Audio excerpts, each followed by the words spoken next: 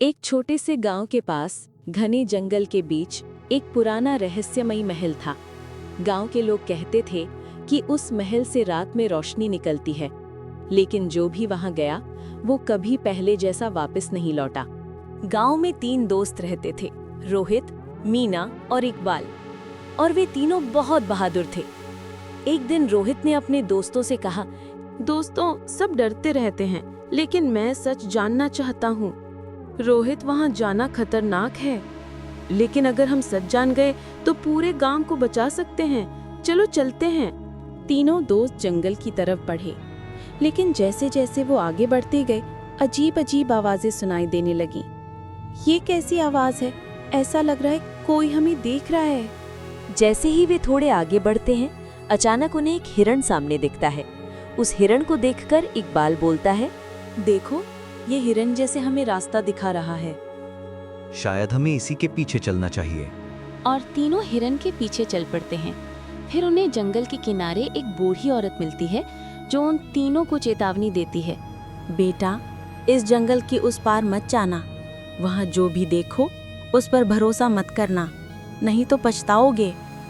बूढ़ी औरत की बात सुनकर रोहित ने कहा, जी, हमें सच्चाई जाननी है।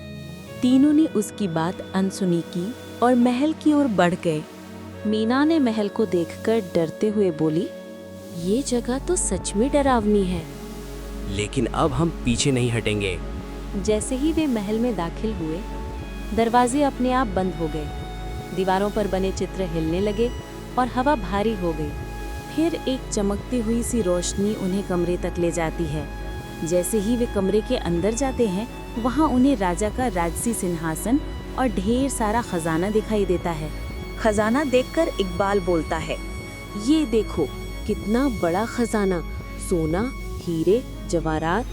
अगर ये सब हमारा हो जाए तो हमारी जिंदगी बदल जाएगी। जैसे ही वे खजाना उठाने जाते हैं, अचानक एक भूतनी सामने आ जाती है और वो बोलती है, रुको, ये खजाना तुम्हारे लिए नहीं है।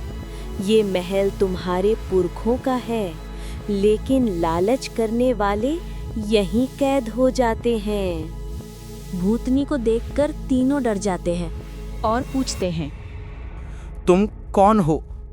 मैं इस महल की रानी हूँ, अब एक आत्मा जो अपने खजाने की रक्षा कर रही है। मीना ने चेतावनी अनसुनी की और खजाने को उठाने की कोशिश की। तभी उसका हाथ धीरे धीरे पत्थर बनने लगा। मीना चिल्लाते हुए बोली, आह, बचाओ, मेरा हाथ। रोहित और इकबाल डर जाते हैं और भूतनी से माफी मांगने लगते हैं। महारानी, कृपया इसे छोड़ दो, हमें माफ कर दो, हम लालच नहीं करेंगे। हमने गलती की है, हमें सिर्फ सच जानना था।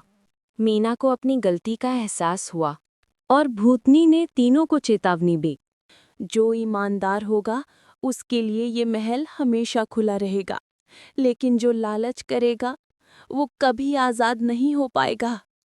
भूतनी ने मीना को छोड़ दिया और धीरे धीरे गायब हो गई। तीनों दोस्त गांव लौट आए। उन्होंने गांव वालों को पूरी सच्चाई बताई और सबने मिलकर ये सीख ली, दोस्तों, याद रखना, लालच हमेशा इंसान को बर्बाद कर देता है।